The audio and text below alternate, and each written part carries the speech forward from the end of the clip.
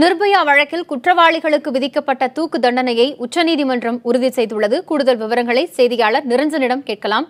நிரஞ்சன், உச்சநீதிமன்றம் தீர்ப்பை உறுதி செய்திருக்கிறது. நீதிபதிகள் அது குறித்து அளித்த தீர்ப்பினுடைய சாராம்சங்கள் என்னென்ன? காயத்ரி, இந்த வழக்கினை பொறுத்தவரை உச்சநீதிமன்றம் இதனை ஒரு அரிதினும் அரிதான வழக்கு என்று கூறியிருக்கின்றார்கள். பொதுவாக நீதிமன்றங்கள் அவ்வளவு எளிதில் இந்த வார்த்தையை பயன்படுத்த மாட்டார்கள். தொடர்ந்து நீதித்துறையில் இருப்பவர்களுக்கும் சரி, நீதித்துறையை சார்ந்த இந்த பணிகளை மேற்கொள்பவர்களுக்கு தான் இந்த வார்த்தைக்கான உண்மையான அர்த்தம் மற்றும் மிக முக்கியத்துவம் குறித்து தெரியும். இந்த வார்த்தையை பயன்படுத்துகிறார்கள் என்றால் அது மிக மிக முக்கியத்துவம் வாய்ந்த ஒரு வழக்கு. அது மட்டுமில்லாமல் பல்வேறு வழக்குகளுக்கும் இனி எதிர்காலத்தில் இருக்கக்கூடிய பல்வேறு சம்பவங்களுக்கும் இந்த வழக்குகள் அனைத்தும் ஒரு ஆதாரமாக இருக்க போகிறது என்ற வார்த்தைகள் அனைத்தையும் பிரதிபலிக்கும் வகையில் தான் இந்த வார்த்தையினை, அந்த அரிதினும் அரிதான என்ற வார்த்தையினை நீதிபதிகள் பயன்படுத்துவார்கள். அந்த வார்த்தையினை தான் இந்த நிர்பயா கொலை குற்றவாளிகளுக்கு இந்த மரண தண்டனை உறுதி செய்யும் இந்த தீர்ப்பிலும் இன்றைய தினம் நீதிபதிகள் கூறியிருக்கின்றார்கள். அது மட்டுமில்லாமல் பல்வேறு முக்கியமான அம்சங்களையும் அறிவுரைகளையும் நீதிபதிகள் இந்த தீர்ப்பின் மூலமாக குறிப்பிட்டிருக்கின்றார்கள். ஏற்கனவே 2012ஆம் ஆண்டு ஓடும் பேருந்தில் வைத்து டெல்லியின் மருத்துவக் கல்லூரி படிப்பு படித்து வந்த நிர்பயா என்ற அந்த மாணவியை 6 பேர் கொண்ட கும்பலானது கற்பழிப்பு செய்திருந்தார்கள்.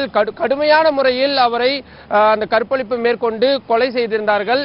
இதனை அடுத்து நாடு முழுவதும் மிகப்பெரிய ஒரு பரபரப்பான ஒரு அதிருப்தியான ஒரு சூழ்நிலை நிலவி வந்தது. அதனை தொடர்ந்து இந்த வழக்கானது உடனடியாக டெல்லியில் இருக்கக்கூடிய சாக்கேத் நீதிமன்றம், மாவட்ட நீதிமன்றத்திற்கு அனுப்பப்பட்டு அங்கு இந்த 4 இதில் ஒருவர் ஜுவினியல், அதாவது சிறார் என்பதன் காரணமாக 3 வருடம் மட்டுமே தண்டனை வழங்கப்பட்டிருந்தது. முக்கிய குற்றவாளியான இன்னொருவர் ராம்சிங் என்பவர் திகார் சிறையில் தற்கொலை செய்து கொண்டார். மீதி இருக்கக்கூடிய வினய் சர்மா உள்ளிட்ட இந்த 4 பேருக்கு தான் மரண தண்டனை விதிக்கப்பட்டிருந்தது. அதனை டெல்லி உயர்நீதிமன்றம் உறுதி செய்திருந்தது. அதனை எதிர்த்துதான் உச்ச நீதிமன்றத்தில் இந்த 4 சார்பாக மனு தாக்கல் செய்திருந்தது. இந்த மனுவினை இத்தனை நாட்கள் 2 மணிக்கு சிறப்பு அமர்வாக இந்த வழக்கினை அமர்ந்து விசாரித்த உச்சநீதிமன்ற நீதிபதி தீபக் மிஸ்ரா தலைமையிலான அமர்வு இன்றைய தினம் வரலாற்று சிறப்புமிக்க இந்த ஒரு தீர்ப்பினை வழங்கியிருக்கின்றார்கள். மரண தண்டனை தேவையா இல்லையா உள்ளிட்ட பல்வேறு கேள்விகள் பல்வேறு தளங்களில் எழுந்து வரக்கூடிய இந்த சூழ்நிலையில் உச்சநீதிமன்றம் இந்த வாரத்தில் மட்டுமே 2 மரண தண்டனைகளை உறுதி செய்திருக்கின்றது. 2 தினங்களுக்கு முன்பாக 4 வயது குழந்தை ஒருவரை கற்பழிப்பு செய்து கொலை செய்த ஒரு குற்றவாளி ஒருவருக்கு உச்சநீதிமன்றம் மரண தண்டனையை உறுதி செய்திருந்தார்கள். அதன் ஒரு தொடர்ச்சியாக தற்பொழுது நிர்பயா கொலை வழக்கிலும் இந்த மரண தண்டனையானது தற்பொழுது விதிக்கப்பட்டிருக்கின்றது. இந்த சம்பவத்தினை ஷாக் ஆஃப் சுனாமி, அதாவது ஒரு சுனாமி ஏற்பட்ட பொழுது என்ன மாதிரியான ஒரு அதிர்ச்சி இருந்ததோ அது மாதிரியான ஒரு அதிர்ச்சியினை நாங்கள் உணர்ந்திருந்தோம் என்று நீதிபதிகள் ஒரு கடுமையான வார்த்தையினை கூறியிருக்கின்றார்கள். சமுதாயத்தில் இருக்கக்கூடியவர்களுக்கு சீர்திருத்தம் தேவைப்படக்கூடிய ஒரு காலகட்டமாகவும் இதனை பார்க்கிறோம் என்றும் கூறியிருக்கின்றார்கள்.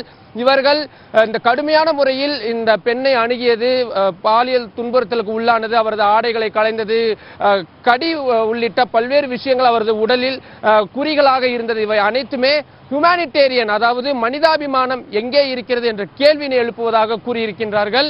இந்த தண்டனை உறுதி என்பது தற்பொழுது அனைத்து தரப்பினருக்குமே ஒரு பொதுவானதாக பார்க்கப்படும் என்று எதிர்பார்க்கலாம். காயத்ரி, நிரஞ்சன், இந்த வழக்குல 4 பேருமே குற்றவாளின்னு மரண தண்டனை உறுதி செய்யப்பட்டிருக்கிற நேரத்துல நிர்பயாவின் பெற்றோர் இந்த தீர்ப்பு குறித்து எப்படி பார்க்கறாங்க? நேற்று தீர்ப்பு விவரம் வெளியாகும் அந்த மணி அறிவிக்கப்பட்ட பின்பும் தற்போதும் அவங்களுடைய மனநிலை எப்படி இருக்குது? இது குறித்து அவங்க ஏதாவது சொல்லியிருக்கிறாங்களா? தம்பி தமிழரசன், உச்சநீதிமன்றத்தில் இந்த வழக்கு தொடர்வதற்கு, அதாவது தீர்ப்பு வாசிக்க ஆரம்பிப்பதற்கு முன்னதாகவே நிர்பயாவின் குடும்பத்தினைச் சேர்ந்தவர்கள் நீதிமன்ற வளாகத்திற்கு வந்திருந்தார்கள். இந்த நீதிபதிகள் இந்த மரண தண்டனையை உறுதி செய்கிறோம் என்ற அந்த வார்த்தையினை கூறியவுடன் அவர்கள் தங்களை மறந்து அந்த கரகோஷங்களை எழுப்பி இருந்தார்கள். அது மட்டும் இல்லாமல் உடனடியாக அவர்கள் வெளியே வந்து தங்களது மகிழ்ச்சியினை வெளிப்படுத்திக் கொண்டார்கள். இது எதிர்காலத்தில் இது போன்ற தவறுகளை செய்பவர்களுக்கு ஒரு மிகப்பெரிய ஒரு சாட்டையடியாக இருக்கும், ஒரு மிகப்பெரிய ஒரு அச்ச உணர்வினை கொடுக்கும். அதற்கு இந்த தீர்ப்பு வழங்கப்பட்டிருக்கின்றது என்று அவர்கள் தங்களது ஒரு மகிழ்ச்சியினை அவர்கள் வெளிப்படுத்திக் கொண்டார்கள். நீதிபதிகள் குறிப்பிட்ட சில வார்த்தைகளும் அவர்கள் மிக முக்கியத்துவம் வாய்ந்ததாக கருதுகிறார்கள். குறிப்பாக சமுதாயத்தின் மீது மக்களுக்கு இருந்த நம்பகத்தன்மை இந்த சம்பவத்திற்கு பிறகு குறைந்த ஒரு காட்சியினை நாங்கள் பார்த்து வந்தோம். ஆனால் அந்த நம்பகத்தன்மையை மீட்டெடுப்பதற்காக இந்த நால்வருக்கும் மரண தண்டனையை நாங்கள் உறுதி செய்திருக்கின்றோம் என்ற ஒரு வார்த்தையினை உச்சநீதிமன்ற நீதிபதியாக இருக்கக்கூடிய தீபக் மிஸ்ரா அவர்கள் தெரிவித்திருந்தார். அந்த வார்த்தை தங்களுக்கு மிகவும் மனமகிழ்ச்சி அளிப்பதாக இருப்பதாக நிர்பயாவின் பெற்றோர்கள் மகிழ்ச்சி தெரிவித்திருக்கின்றார்கள். எதிர்காலத்தில் இது போன்ற குற்றங்கள் பெரிய அளவில் குறைவதற்கு இந்த தண்டனை உறுதி என்பது உதவும் என்றும் அவர்கள் நம்புகிறார்கள். தம்பி தமிழரசன்.